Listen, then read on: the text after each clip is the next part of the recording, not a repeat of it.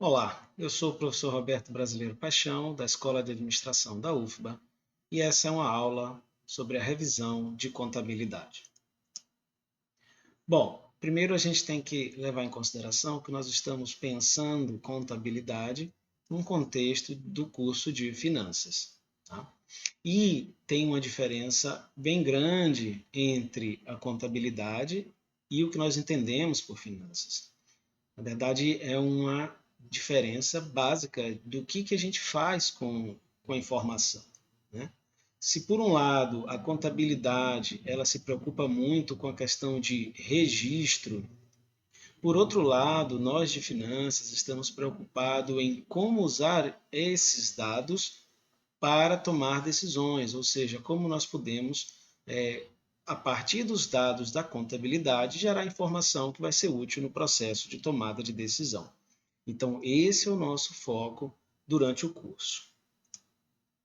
Bom, existem muitas demonstrações contábeis, não, demonstrações financeiras. Né? As principais são o balanço patrimonial, chamado de BP, a demonstração dos resultados do exercício, aqui está faltando um S, dos resultados, porque são vários resultados do exercício, e a demonstração dos fluxos de caixa. Essas três são as principais. Existem outras demonstrações? Existem. A demonstração das mutações do patrimônio líquido, demonstração do valor adicionado. A gente ainda tem uma série de outros componentes que vão compor as demonstrações, como o relatório de diretoria, as notas explicativas, que são super importantes, né, para a gente poder compreender tanto o balanço quanto o DRE. A gente pode ainda incluir parecer dos auditores, DVA eu já falei, está aqui, e por aí vai. Nosso curso, nossa revisão, ela vai estar concentrada em aspectos importantes do balanço e aspectos da DRE. E alguma coisa nós vamos falar sobre fluxo de caixa, mas nós vamos gastar mais tempo falando de balanço e falando de DRE. Quem não conhece nenhuma das outras demonstrações pode pesquisar na internet, pode buscar algum livro, são demonstrações importantes aí que ajudam a gente no processo de tomada de decisão. Mas, de fato, o que mais importa é o balanço, é DRE. E vamos começar direto para o balanço. Tá? O que é o balanço patrimonial? Primeiro vamos pegar a ideia aqui do termo balanço e patrimonial. Ou seja, o balanço traz uma ideia de equilíbrio, de balança, e patrimonial é a ideia do patrimônio. Então, é como a empresa registra o seu patrimônio. Tá? A gente também costuma dizer que essa é a posição da empresa em um determinado momento. Isso é a mesma coisa que dizer também que o balanço é uma fotografia, é um determinado momento da empresa. O que é isso?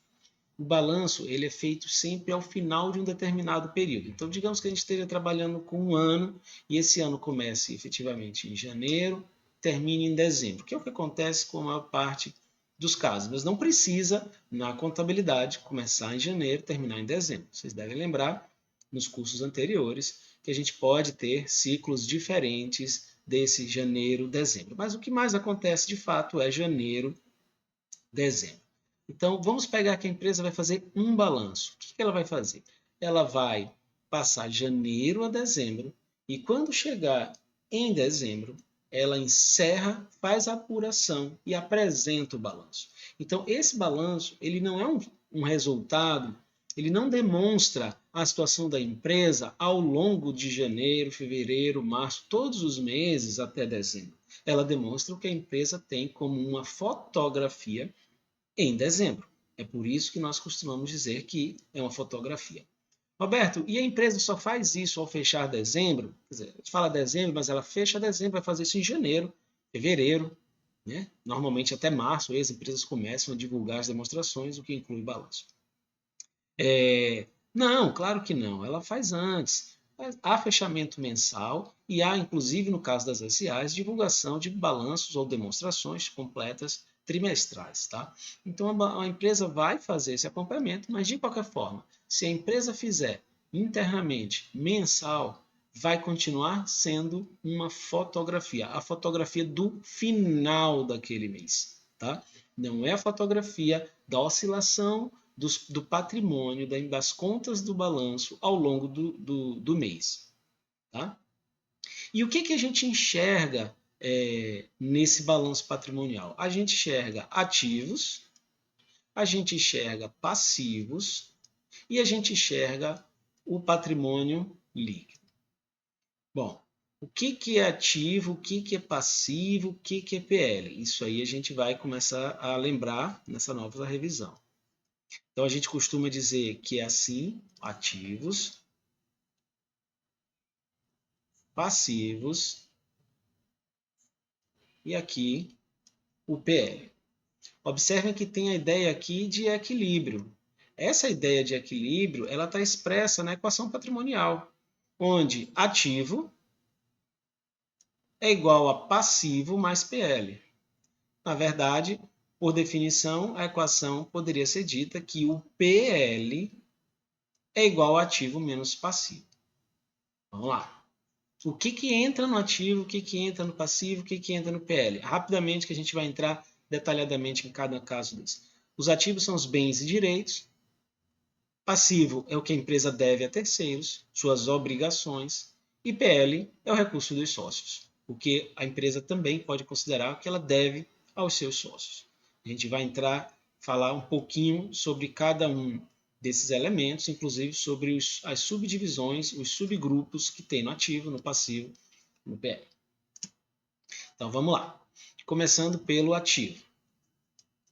Os ativos são todos os bens e direitos que a empresa possui em determinado momento.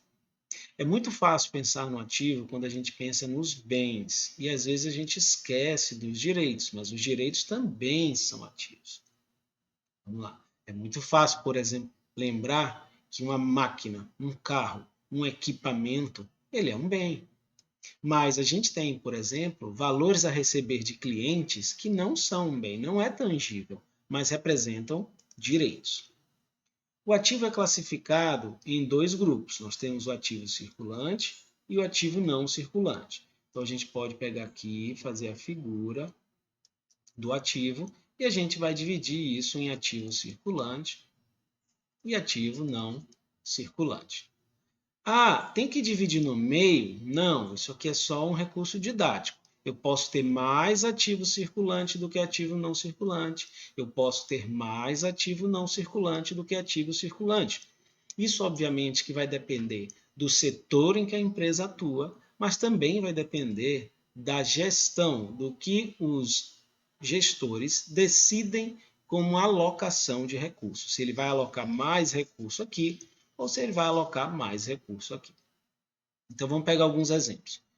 Empresas que são prestadoras de serviço, elas tendem a ter mais ativo circulante. Isso é uma regra? Não, não é uma regra, mas no geral é assim. Por quê? Porque imobilizado de empresa de serviço, né, ativo não circulante, a gente vai falar ainda de imobilizado, né, mas já estou falando usando o termo, em geral é bem pequeno. E como é que funciona nas indústrias? As indústrias, em geral, elas têm um ativo não circulante bem grande. E aí o ativo circulante acaba sendo menor. Então, isso vai variar da empresa, além de variar também da decisão dos gestores. Esses ativos, eles vão ser classificados em ordem de liquidez. O que é liquidez? Liquidez é a capacidade da gente transformar um ativo em recurso monetário, em grana. Ou seja, a capacidade que a gente tem de transformar um ativo em dinheiro. Essa ordem, ela é assim, dos mais líquidos até os menos líquidos. Então, por exemplo, o caixa, que é o próprio dinheiro, ele é sempre no início. Por quê? Porque ele já é dinheiro, ele já é a liquidez. O estoque, ele não vem primeiro que o caixa, ele vem depois que o caixa. Por quê? Porque a gente precisa vender o estoque. Esse estoque vai ser vendido provavelmente a prazo, então isso vai virar um contas a receber, ou como nós chamamos, a conta cliente. E depois essa conta ainda vai ser recebida, dado o prazo que a empresa tem para receber o dinheiro dos seus clientes. Tá? E os veículos, as máquinas, os equipamentos, todos estão no ativo circulante. Quer dizer, eu tenho que vender isso e vender máquinas industriais, não é uma coisa simples, né? Então a liquidez não é a mesma. E observe que mesmo aqui, dentro do ativo não circulante, a gente tem liquidez diferentes para ativos, né? Não é a mesma coisa. Tenho vários veículos, aí tem liquidez diferente, máquinas têm liquidez diferente, e por aí vai. Então, o que eu vou classificar num ativo circulante? Eu vou classificar tudo aquilo que eu sei que vai se transformar em grana em até um ano. A regra básica é até um ano, ou seja, dentro do exercício, o que tiver que for se realizar em um ano, a gente vai considerar como circulante. E basicamente inclui o que, Roberto? Inclui o que nós chamamos de disponibilidades ou disponível, inclui a conta clientes e inclui a conta estoque. Tem mais conta? Tem, eu estou pegando as principais. O que é disponibilidade? Disponibilidade basicamente é recurso em caixa, recurso em bancos e tem ainda o recurso que está em aplicações financeiras de curto prazo. É aquele dinheiro que a empresa aplicou, fez alguma aplicação financeira numa entidade financeira, seja num banco, numa corretora, o que for, mas que é um recurso de curto prazo. Se ela quiser, ela resgata aquilo e aquilo se transforma em dinheiro imediatamente. O grosso disso aqui é caixa e banco. A gente pode chamar de caixa, a gente pode chamar de banco, mas a gente costuma muito juntar essas duas coisas e chamar tudo de disponibilidade.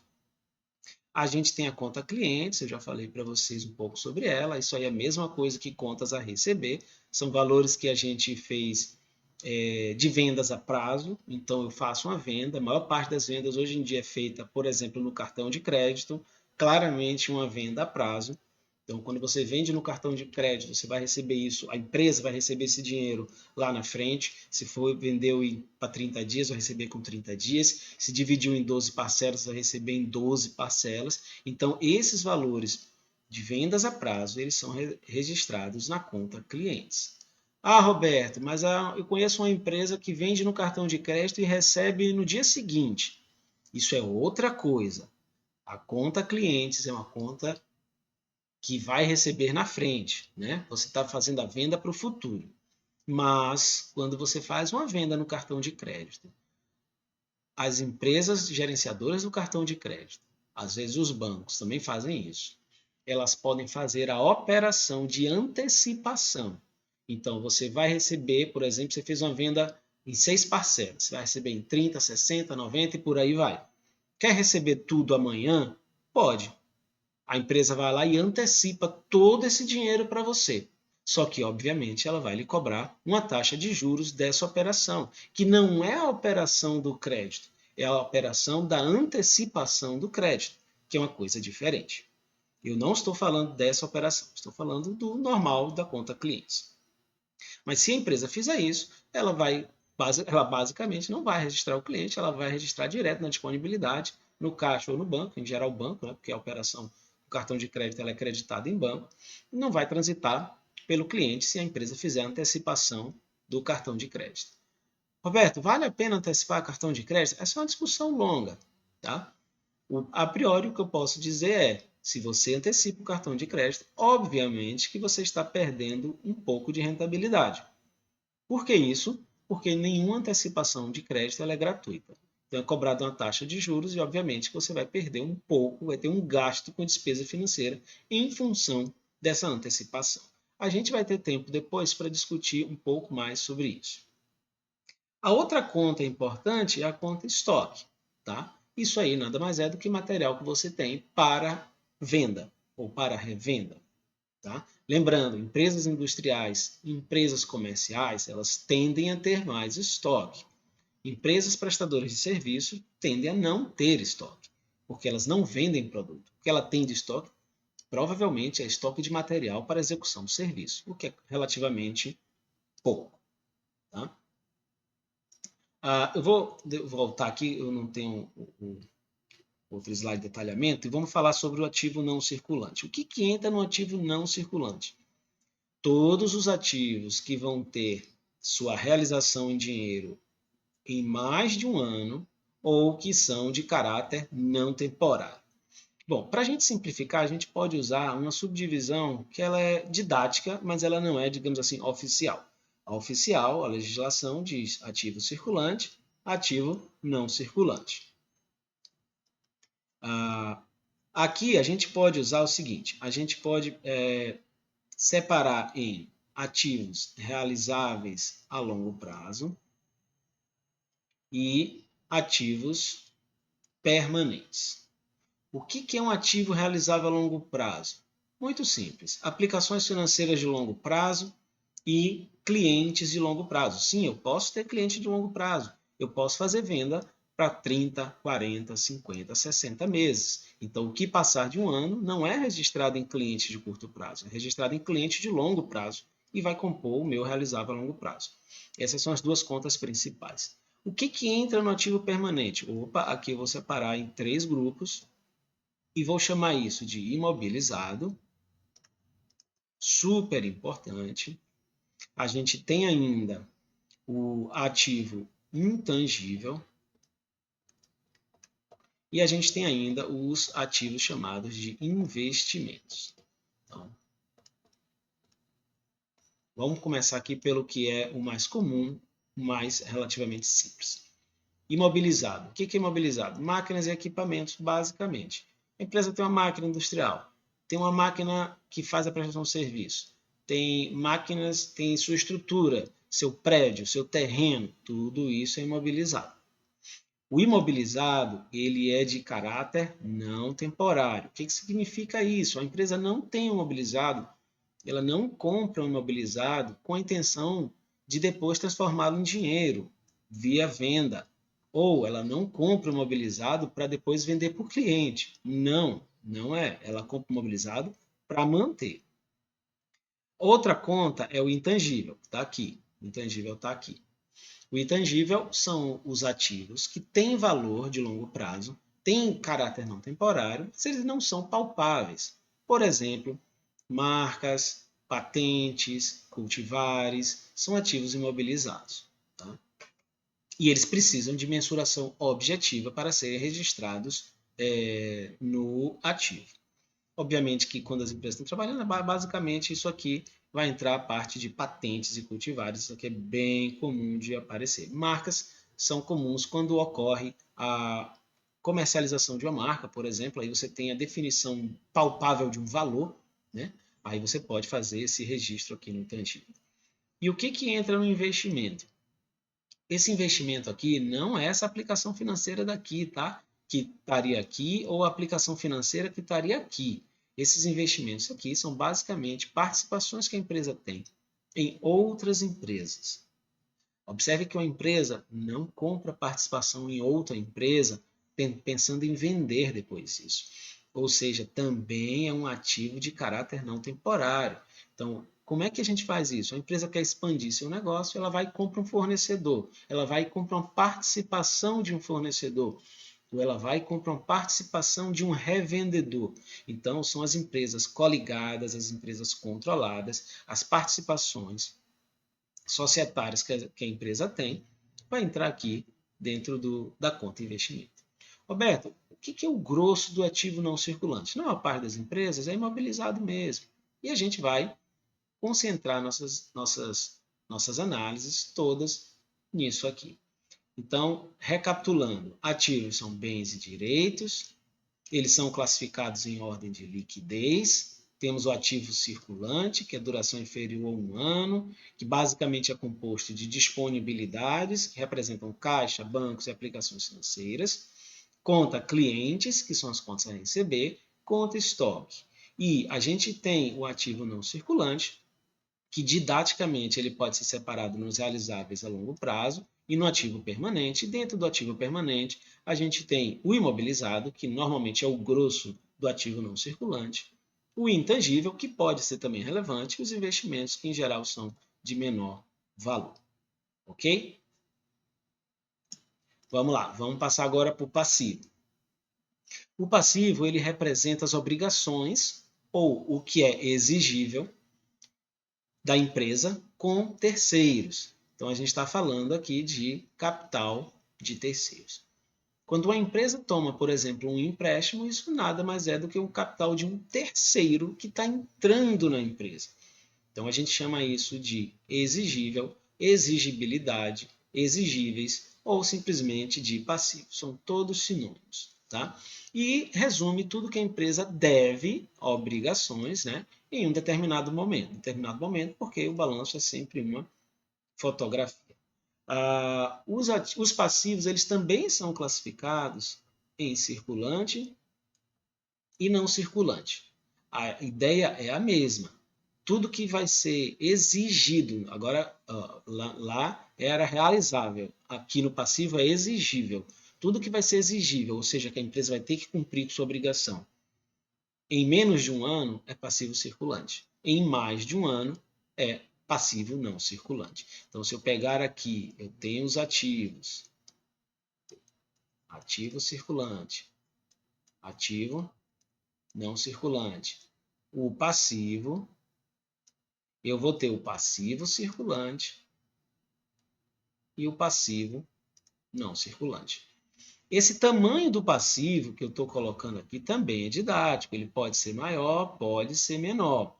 A divisão que eu coloquei aqui de passivo circulante e passivo não circulante, ela pode ser maior ou menor, ou ela pode ser maior. Então, isso aqui é apenas um desenho, tá? A configuração do passivo, se tem mais passivo circulante, mais passivo não circulante, ou se é melhor ter mais um do que outro, a gente vai discutir lá na frente, quando a gente for analisar os índices de endividamento, tá? E quais são as contas principais que nós temos aqui? Tem duas contas aqui que são muito, muito importantes. A primeira dela é a conta fornecedores. O que representa a conta fornecedores? São valores que você tem devendo de obrigação com fornecedores. Então, por exemplo, eu comprei matéria-prima. Comprei à vista?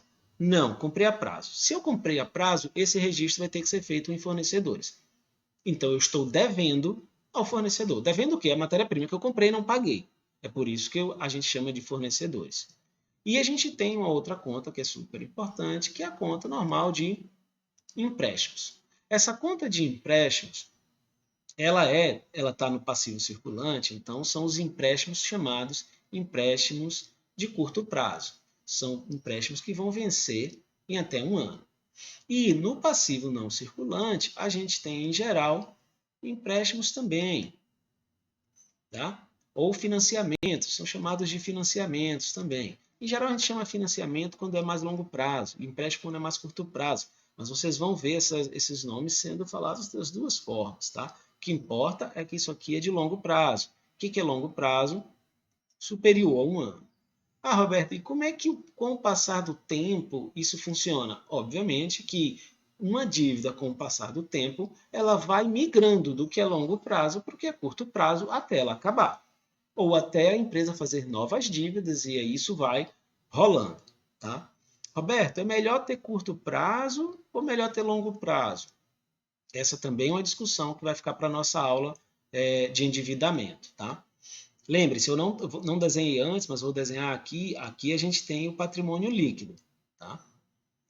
Roberto, é melhor ter passivo circulante, passivo não circulante ou PL? Bom, essa também é uma discussão sobre endividamento e a gente vai ter isso na aula sobre endividamento.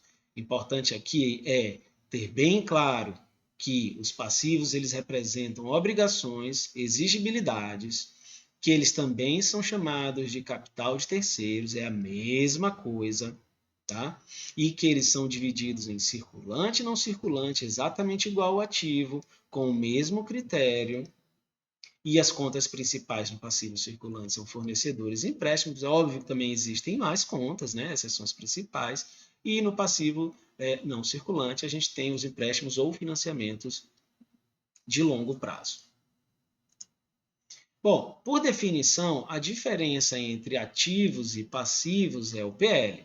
Né? Então, se eu fizer aqui ativos, não vou subdividir agora, passivos. Então, essa diferença aqui é o PL. Ele representa o quê? O que representa o PL? Todos os bens e direitos da empresa menos todas as obrigações, tudo que a empresa deve. O que sobra é PL. Então, a gente chama o PL de patrimônio dos acionistas, ou, que é muito comum em finanças, chamar PL de capital próprio. Próprio de quem? Próprio dos acionistas. Tá? A gente também costuma dizer que é o que a empresa deve, esse deve aqui é entre aspas, aos seus sócios ou aos seus acionistas. Lembre-se, pelo princípio da entidade, a empresa é uma coisa, os sócios, eles representam outra coisa. Tá? Então, a gente pode sim dizer que o dinheiro dos sócios é o que a empresa deve, entre aspas, aos sócios. Por que deve, entre aspas? Porque, de fato, deve. Só que, diferente do passivo, o passivo ele é um exigível. Significa que tem data, aquela dívida tem data para ser paga. O PL a gente chama de não exigível. Não exigível porque o sócio não exige? Não, o sócio exige. Não exigível porque não tem uma data programada para a empresa devolver o dinheiro aos sócios, seja no formato de lucro, seja em qualquer outro formato. Tá? Então não tem essa data. Quando não tem essa data, a gente costuma chamar de passivo não exigível. É um outro termo que a gente usa para PL. Agora lembre-se, não exigível não é porque o sócio não exige. Ele óbvio que exige. Quem mais exige é o sócio. Tá? Mas é porque não tem data. Então a empresa deve? Sim, ela deve recurso aos sócios. Só que é um não exigível porque não tem uma data programada para isso. A gente costuma dizer também que o PL ele pode corresponder, obviamente que contabilmente, porque é uma demonstração contábil, aquilo que os acionistas obteriam se vendessem todos os seus ativos e quitassem, saudassem todas as suas dívidas. É o que eu falei, né? Se eu pegasse todos os meus bens e direitos e eu realizasse, vendesse, pegasse todas as minhas obrigações e quitasse, o que sobrou seria o PL.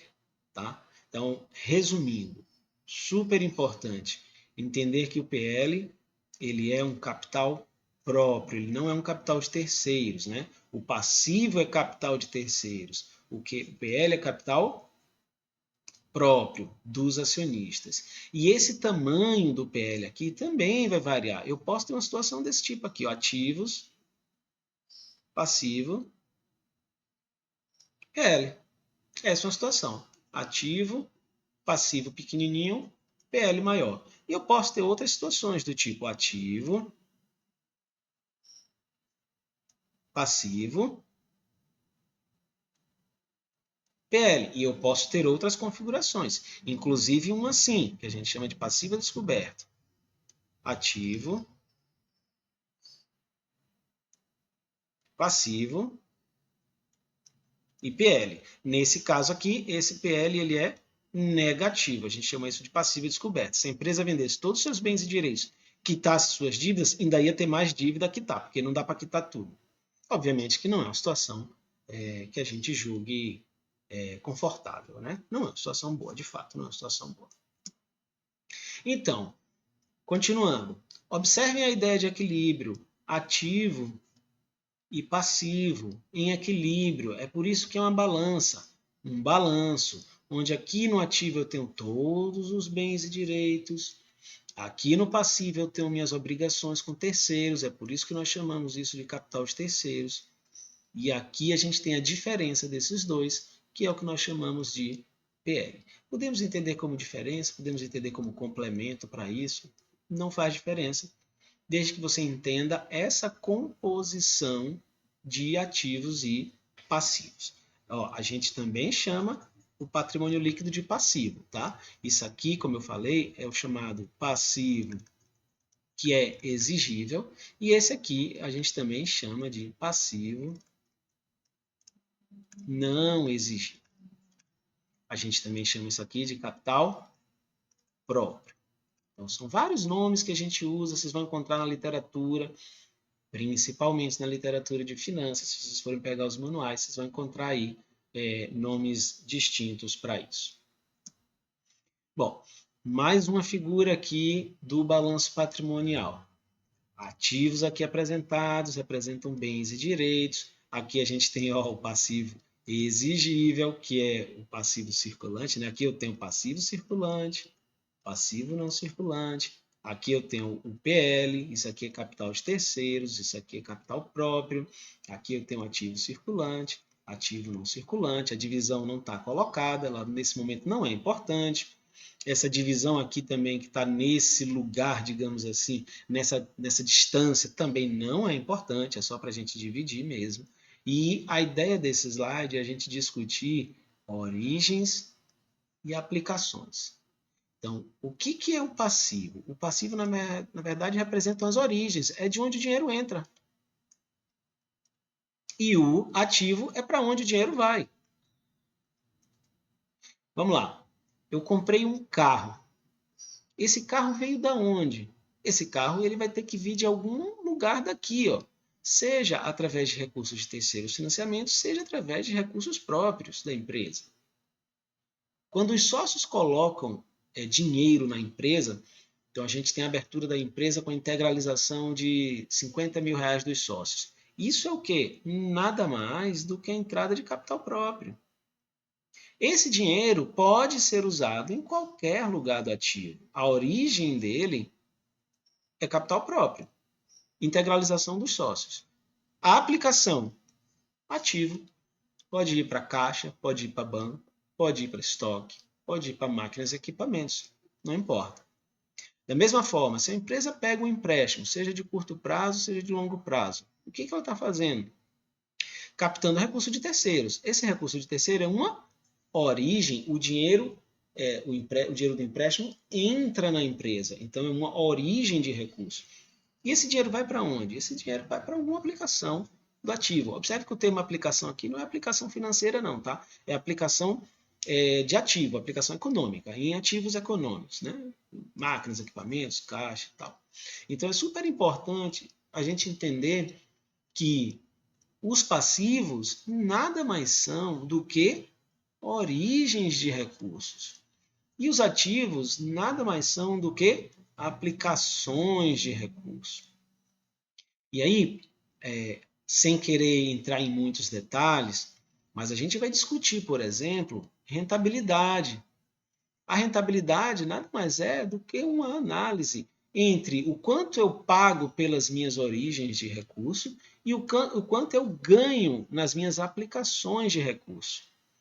Então, obviamente que para eu gerar riqueza, para eu, digamos assim, ganhar dinheiro, eu tenho que pagar pelas minhas origens menos do que o que eu vou ganhar nas minhas aplicações.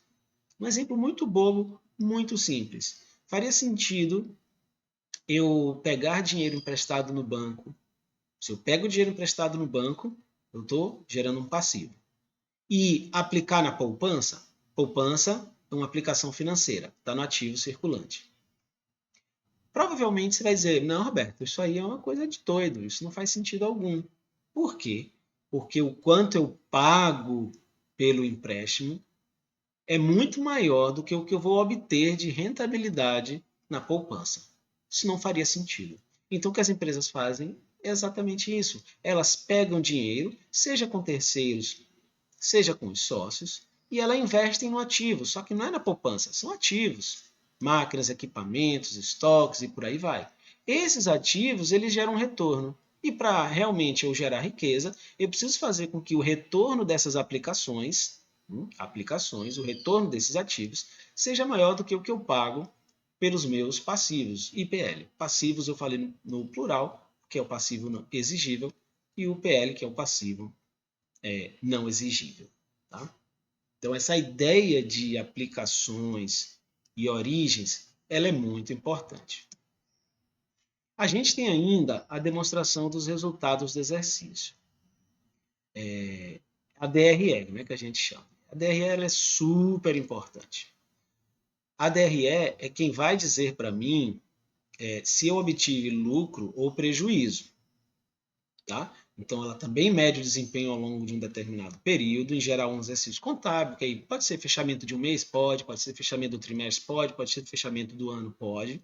E ela tem, diferente do balanço, um caráter dinâmico, porque ela não é a foto do final do mês. Ela realmente representa todas as vendas, todos os gastos que foram feitos ao longo do mês. Então, ela é diferente nessa ideia temporal, nessa ideia de se é estático ou dinâmico, ela é diferente do balanço.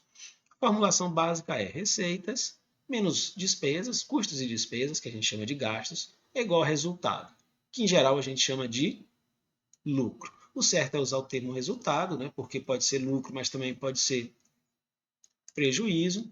Eu costumo usar muito lucro, mas não tem problema se você for usar resultado, tá? Não tem problema. E a DRE, ela é organizada em ordem decrescente de associação com as operações da empresa. O que é isso? Primeiro vem o que é mais operacional, o que é mais próximo da operação da empresa, o que ela faz, né, o seu cerne, a sua razão de existir, e depois vem os efeitos não operacionais das operações. Vamos lá. Princípios contábeis relacionados à DRE. Bom, tem aspectos importantes aqui para a gente considerar. A gente tem alguns princípios contábeis, esses princípios vocês viram lá quando fizeram contabilidade, né? Que são geralmente aceitos, né? Isso aqui é a sigla em inglês. E esse primeiro princípio que eu vou falar é o seguinte: valores totais são zerados ao final de cada exercício contábil. A empresa perde a história. Vamos lá, vamos parar aqui na frase para a gente pensar o que é isso. Eu fiz a DRE de um mês. Quando eu começo a DRE do outro mês, a receita começa zero, o custo começa zero, a despesa começa zero e obviamente que não tem lucro, o resultado é zero. A partir do momento que eu vou fazendo as operações, eu vou registrando receitas, registrando custos, despesas e vou registrando o resultado. Fechou o período, zera tudo de novo. O balanço ele é cumulativo, ele nunca vai ser zerado. O ADRE sempre é zerado. Então, Roberto, a DRE é de um ano. Ok. Quando começa o outro ano, começa uma nova história, um novo volume de receita, um novo volume de custos, despesas, consequentemente, um novo resultado. Isso é muito importante para entender. O balanço não zera, a DRE zera. Vamos lá. Roberto, fiz lá a minha DRE, fiz a receita, menos os gastos, né? Gastos aqui eu estou considerando custos e despesas, e cheguei num lucro, no resultado, um lucro. E esse lucro aqui, se o balanço é zerado, ele vai para onde?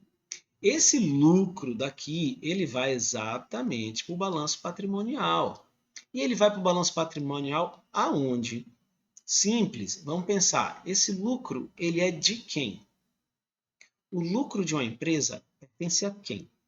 Pertence aos seus sócios, aos seus acionistas. Então a empresa pode distribuir esse lucro para os acionistas ou ela pode manter esse lucro na empresa. E aí, isso vai ser registrado no PL. Por que é registrado no PL? Porque é no PL que está o capital dos sócios. Ok? A gente registra isso. Antigamente a gente tinha a figura da conta lucros acumulados. Essa figura não existe mais. A gente registra nas contas de reserva. São várias contas de reserva. Pode ter reserva de lucro, reserva para inadimplência, reserva para isso, reserva para aquilo. Não importa, a gente vai chamar de reservas. E elas representam nada mais do que o lucro que não foi distribuído na forma de dividendos aos sócios. Tá? Então, pensando num fluxo, né? Aqui é um fluxo, aqui está o lucro. Eu tenho dois caminhos. Qual é o caminho do lucro? Dividendos, ou seja, distribuição de lucro, dar o dinheiro, devolver o dinheiro para os sócios. Ou eu tenho o caminho da retenção. Reter lucro significa exatamente manter o dinheiro na empresa, manter o dinheiro no PL, nas contas de reserva. Roberto, e aí, vale a pena distribuir o dividendo ou vale a pena reter o lucro?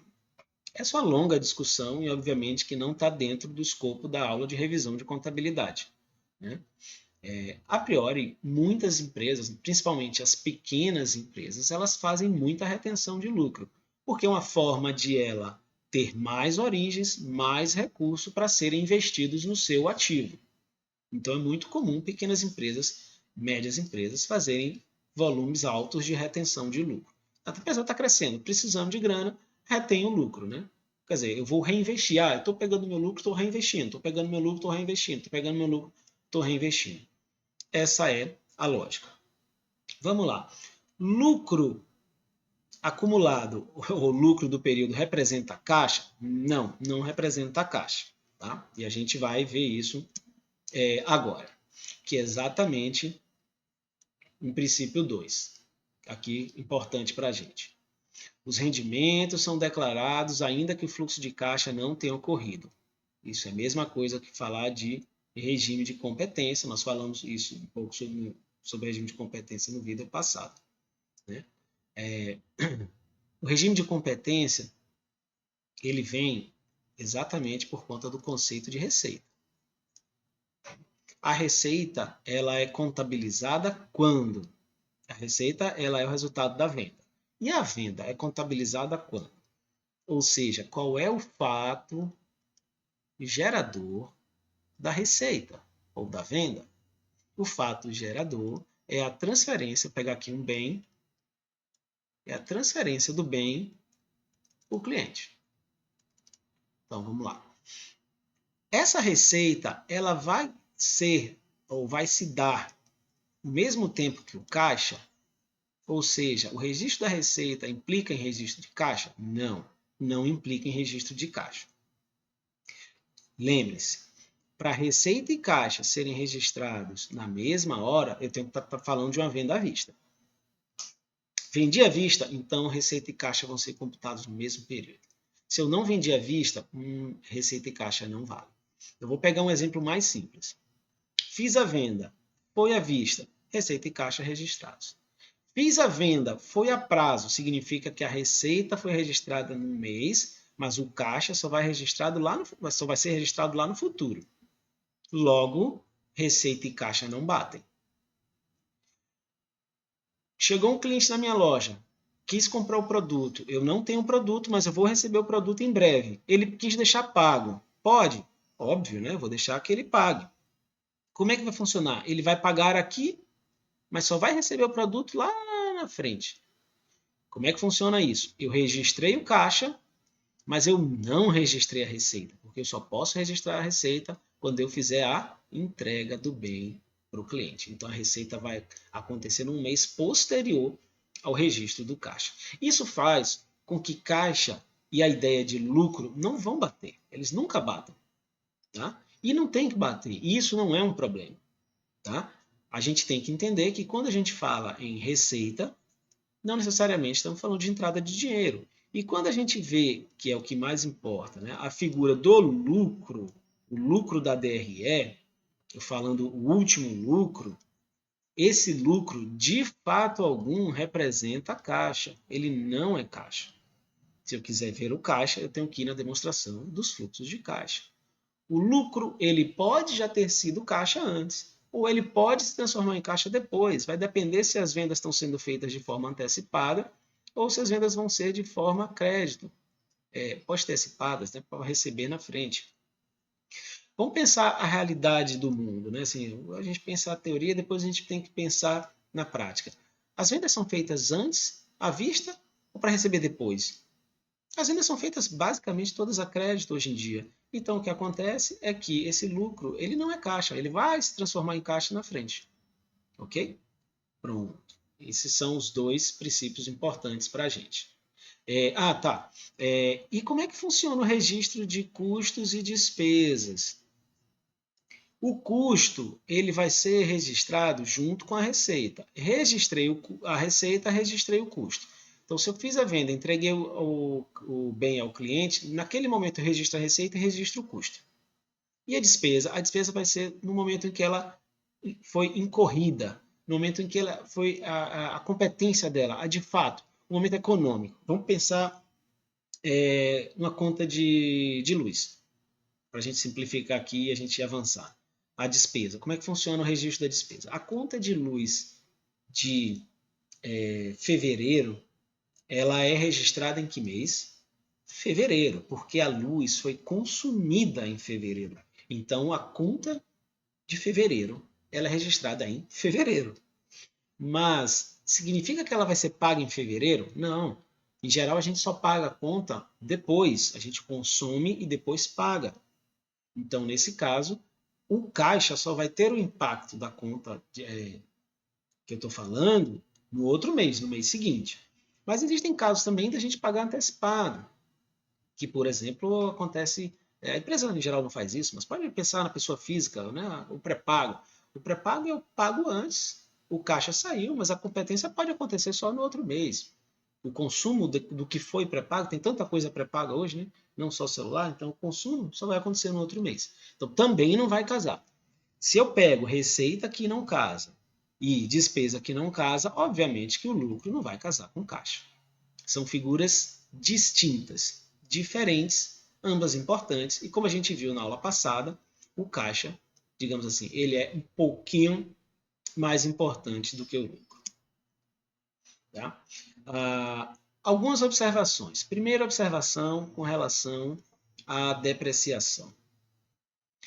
O que é a depreciação? Depreciação é a perda do valor do bem, seja pelo uso, seja pela obsolescência. Né? Quer dizer, vamos pensar, quem é que sofre depreciação? Quem é que sofre depreciação são os ativos imobilizados, as máquinas e os equipamentos. Então, eu tenho lá uma máquina.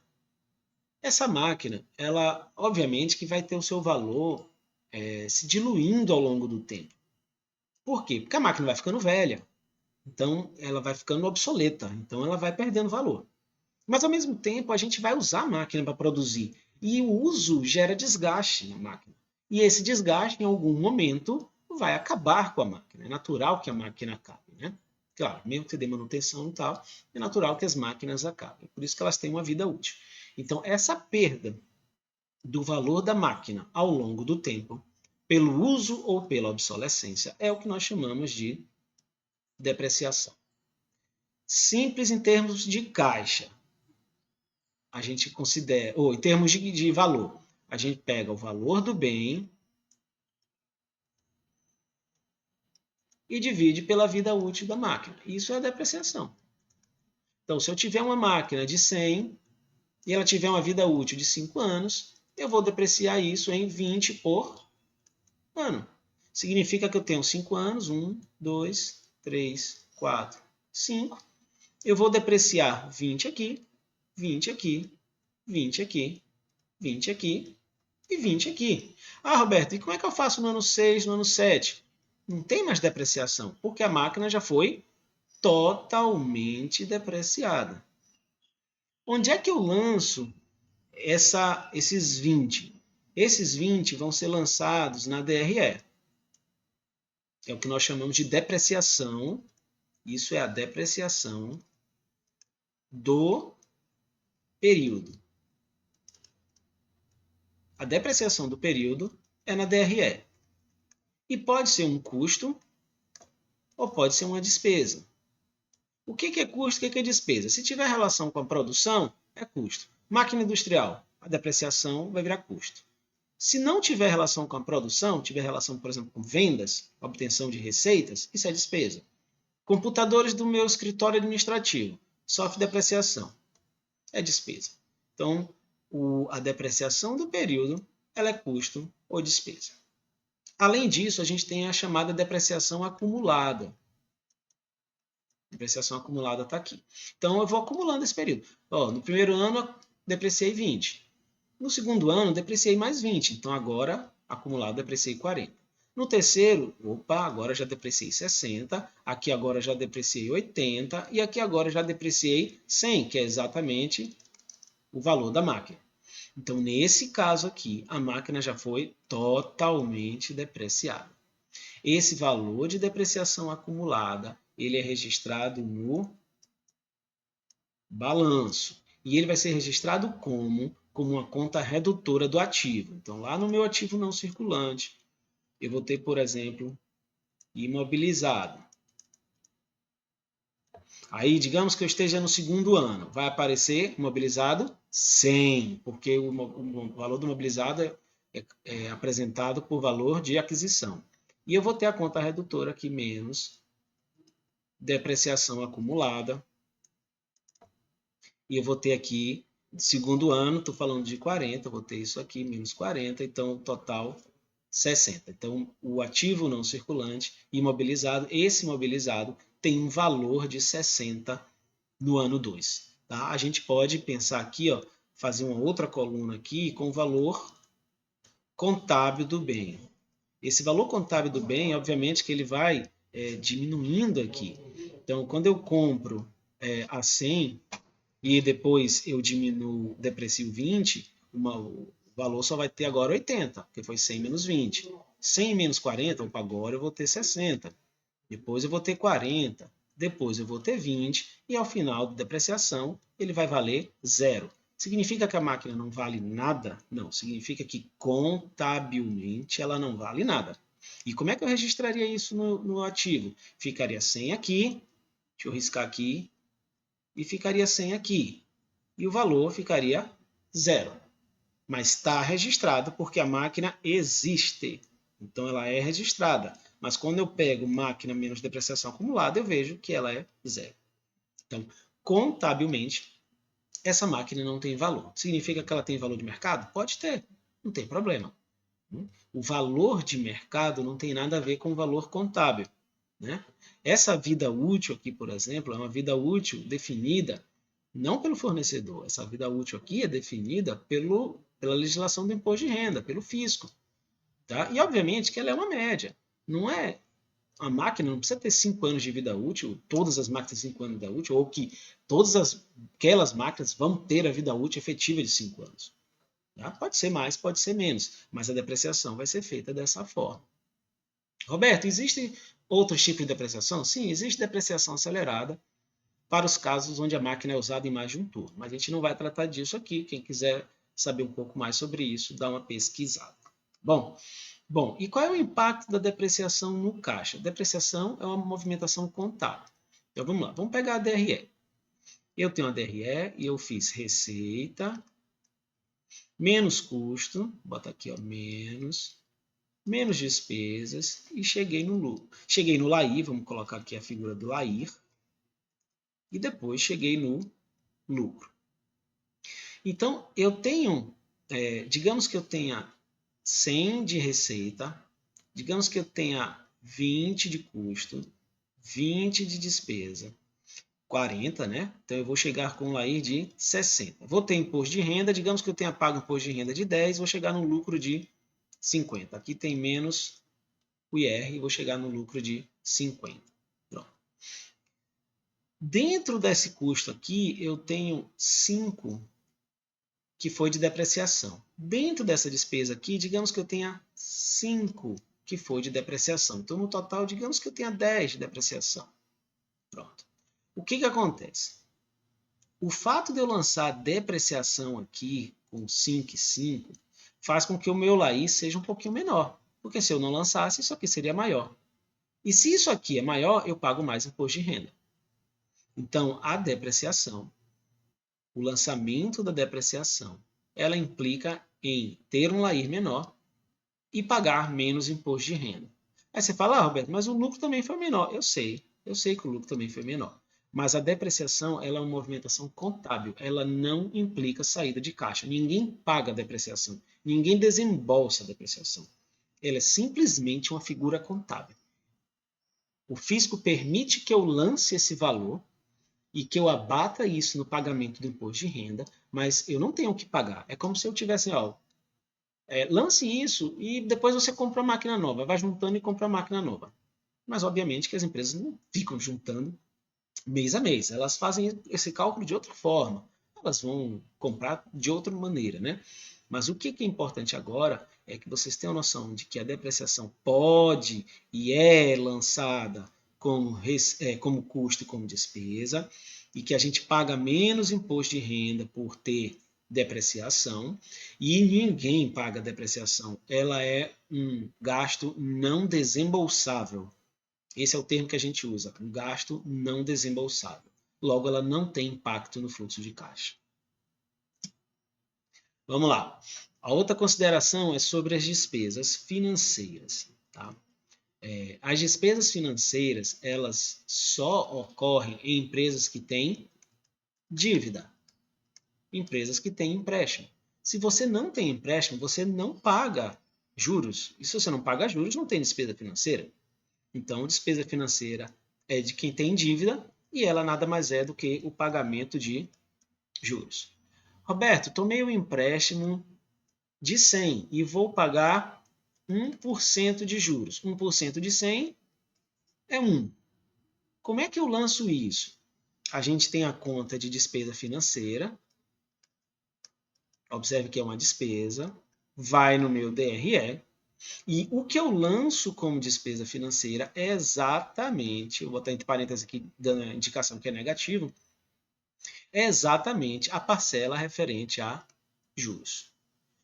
Por que eu estou falando isso? Porque é muito comum a gente pensar no pagamento de prestação de empréstimo. Só que uma prestação ela é composta de dois elementos. Parte da prestação a gente chama de amortização do principal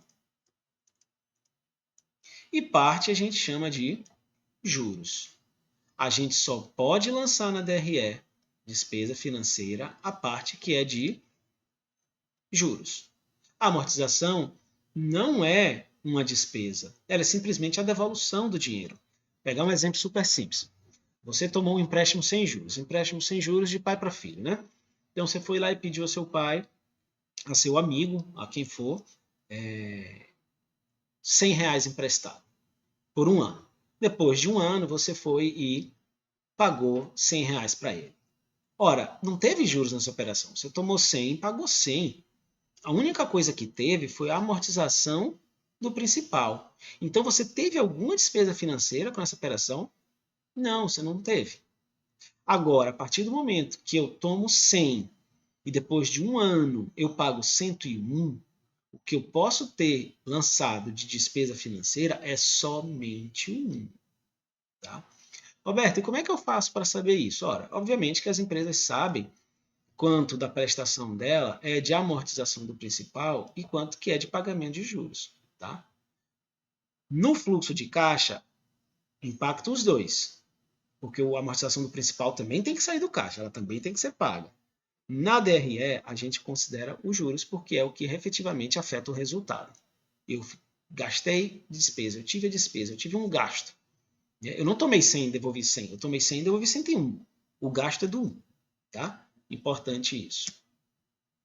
Outra consideração, venda de ativos. Os ativos eles podem ser vendidos, tá? Principalmente quando a gente está falando, não estou falando aqui de ativo estoque não, tá? Estou falando principalmente aqui de ativos imobilizados, a máquina que está lá. Eu tenho lá a máquina, ela tem valor de 100, está aqui a máquina. Ela tem uma depreciação de 40, depreciação acumulada, né? Acumulada, bota o A de acumulada aqui. Logo, o valor líquido, contábil líquido dessa máquina é de 60. Se eu vou fazer a venda desses 60, obviamente que eu vou ter que registrar um lucro dessa operação, se houver lucro ou não. Tá? E isso vai depender por quanto eu vendo a máquina. O fato da máquina ter valor contábil de 60 não significa que eu vá vender essa máquina por 60. Eu posso, por exemplo, vender essa máquina, vou botar aqui V de venda, eu vendi essa máquina por 70. Ou eu posso vender essa máquina por 40. Observe que se eu vendo por 70, eu vendi a máquina por um valor maior do que o valor contábil. Então, o meu ganho da operação aqui foi de 10. Se eu vendi a máquina por 40, significa que eu perdi 20. Por que eu estou falando isso? Essas vendas aqui elas têm que ser registradas em termos de resultado da venda, prejuízo ou lucro, né, da venda. Isso aqui é uma operação, um gasto ou uma transação não operacional. Tá? Se eu vendo por um valor acima do valor contábil, a gente diz que há um ganho de capital. E o ganho de capital ele é inclusive tributado. Você tem que pagar imposto de renda sobre o ganho de capital. Se você vende a máquina por um valor abaixo do valor contábil, a gente diz que há uma perda de capital. E essa perda de capital também pode ser, no caso, não paga, mas ela pode ser compensada na hora de pagar imposto de renda. Eu vou pagar um pouco menos de imposto de renda porque eu tinha uma perda de capital. Tá? Isso é importante porque tem ativos que eles vão ter valor de mercado maior do que o valor contábil e vão ter ativos que vão se depreciar no valor de mercado muito mais rápido do que na contabilidade. Vamos pegar um exemplo. Exemplo simples, um carro. Eu tenho um carro e ele é depreciado em 5 anos. Significa que ao final de 5 anos, o valor contábil dele é zero. Então, digamos que eu tenho um carro e eu tinha comprado ele por 50 mil, ao final de 5 anos o valor contábil dele vai ser zero e depois eu consegui vender esse carro por 20 mil reais. 20 mil reais. Se eu vendi esse carro por 20 mil reais, o valor contábil dele é zero, significa que o meu ganho de capital foi de 20 mil. Então, eu vou ter que pagar imposto de renda. Nesse caso, observe que o valor contábil está acima, ou o valor de mercado está acima do valor contábil. Tá?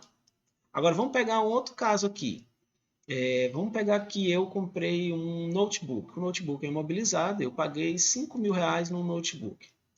Em 5 anos, esse notebook ele vai depreciar todo e ele vai ter valor contábil zero. Mas antes de 5 anos, provavelmente com 3 anos, o valor de mercado desse notebook já vai ser zero. Ou vai ser muito próximo de zero. Significa que um computador ele vai ter valor de mercado caindo muito mais rápido do que o valor contábil. Então, nesse caso aqui, você não vai conseguir vender ele, ainda que ele tenha valor contábil. Entendeu? Então, são casos diferentes, depreciações diferentes, operações diferentes. Você tem que verificar se você vai ter ganho de capital ou perda de capital. E isso precisa ser registrado. Outras observações. A gente costuma separar os gastos de duas formas. A gente pode chamar os gastos de custos, despesas e investimentos. Isso aqui a gente está falando do que nós entendemos como sendo a contabilidade financeira. Contabilidade financeira, aquela oficial. Né? Não estou dizendo que existe uma contabilidade não oficial, estou dizendo que essa é oficial no sentido de registro. Tá? Mas a gente também pode entender os custos, despesas, investimentos, ou seja, os gastos, como sendo fixos e variáveis. Isso aqui é o que nós chamamos de contabilidade gerencial. Observe que não é não oficial, é gerencial. Isso aqui tem foco na tomada de decisão. Então, enquanto a contabilidade financeira, que é a formal, oficial, a gente é obrigado a separar os gastos em termos de custos, despesas, e a gente ainda tem a figura dos investimentos, né, que vão compor o ativo. Na contabilidade gerencial, essa separação de custo e despesa ela nem é importante, o que importa é se é fixo e variável. Ah, Roberto, e o que isso tem a ver com a nossa revisão de DRE? Significa que, se você enxergar uma DRE com fixo e variável, significa que a gente está falando de gerencial, essa é uma DRE gerencial. Se você pegar uma DRE da contabilidade financeira formal, significa que não vai aparecer fixo e variável, vai aparecer a separação de custo e despesa. Tá? Roberto, como é que nós vamos trabalhar isso no curso? Em vários momentos a gente vai trabalhar com custo e despesa e em vários momentos nós vamos trabalhar com fixo e variável. No fixo e variável não importa se é custo ou despesa, importa se é fixo ou variável. Não importa se é custo e despesa, importa se é fixo ou variável. Tá, beleza. Vamos trabalhar com os dois. Lembrando, sempre que a gente tiver fixo ou variável na DRE, é uma DRE gerencial. E a gente não está num curso de contabilidade, nós estamos num curso de finanças. A gente vai trabalhar com várias DREs que são unicamente gerenciais, ou seja, para tomada de decisão. E rapidamente, o que é fixo, o que é variável? Fixo é todo gasto, seja custo ou despesa, que não oscila com o meu volume de vendas e produção. Variável é todo aquele que oscila. Então vamos pegar um exemplo simples. Matéria-prima. Se eu produzo mais e vendo mais, eu gasto mais matéria-prima. Então matéria-prima tende a ser variável. Ah, telefone. Telefone, tem alguma associação? Eu gasto mais se eu produzo mais, se eu vendo mais? Não. Então ele é um gasto fixo. Não significa que o fixo tem que ser o mesmo valor todo mês, tá? Não significa.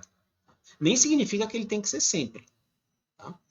E observem que isso aqui é gerencial, nós não estamos no mundo formal, aqui nós estamos no mundo da decisão. Significa que eu posso manipular as coisas? Posso, para fins de decisão. Eu não posso para fins oficiais, para fins de registro. Mas para fins de decisão eu posso. Então significa que o que é fixo para a empresa não necessariamente é fixo para outra empresa, pode ser variável para outra empresa. Então a classificação de fixo e variável ela tem que ser vista de empresa para empresa. Porque eu posso considerar um gasto fixo de uma empresa e ele ser variável em outra empresa. Por exemplo, dá um exemplo só. A gente falou da telefonia. A telefonia, na maior parte das empresas, é um gasto fixo. Mas e se eu estiver falando de uma empresa de telemarketing? Uma empresa de telemarketing, nesse caso, telefonia é um gasto variável.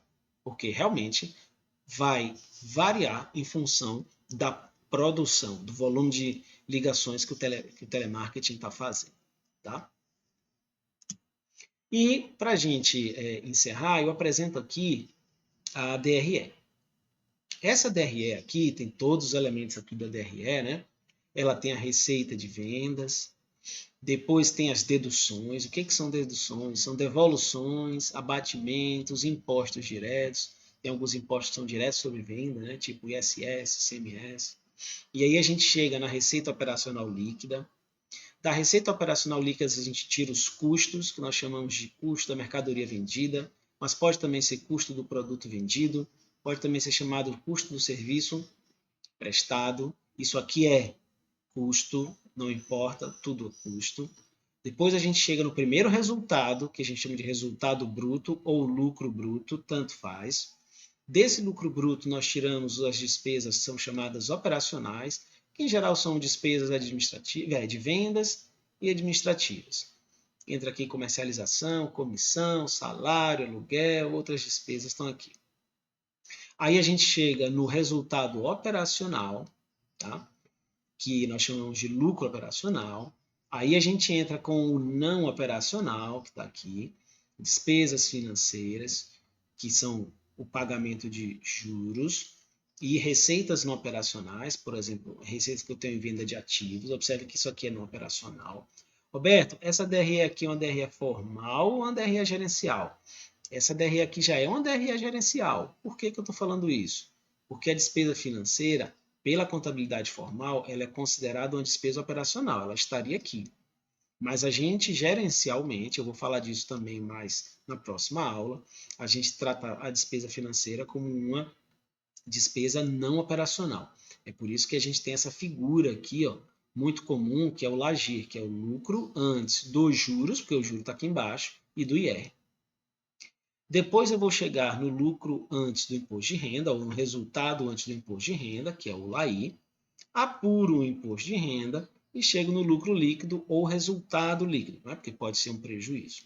Então, essa é a estrutura da DRE que a gente tem. Tá? Partindo da receita bruta, da receita de vendas, até o lucro. Então, se a gente for pegar, em geral, a gente tem uma coisa assim, ó, é receita menos, menos, menos, menos e lucro. Obviamente que se eu tenho mais receita do que o que eu tenho de menos aqui, eu vou ter lucro. Se eu tiver receita e mais assim gastos menos, né? Sinais de menos aqui forem maiores do que a receita, eu não vou ter lucro. Eu vou ter prejuízo. Ok? Bom, essa foi a nossa revisão de contabilidade. Espero que vocês tenham gostado. Se vocês tiverem dúvidas, não lembrem, não esqueçam. Não lembrem, né? Não esqueçam. Use o fórum Tira Dúvida. Use o fórum, posta lá. E qualquer outra dúvida, usem a aula síncrona para a gente tirar a dúvida. Tá bom? Bons estudos e até a próxima aula.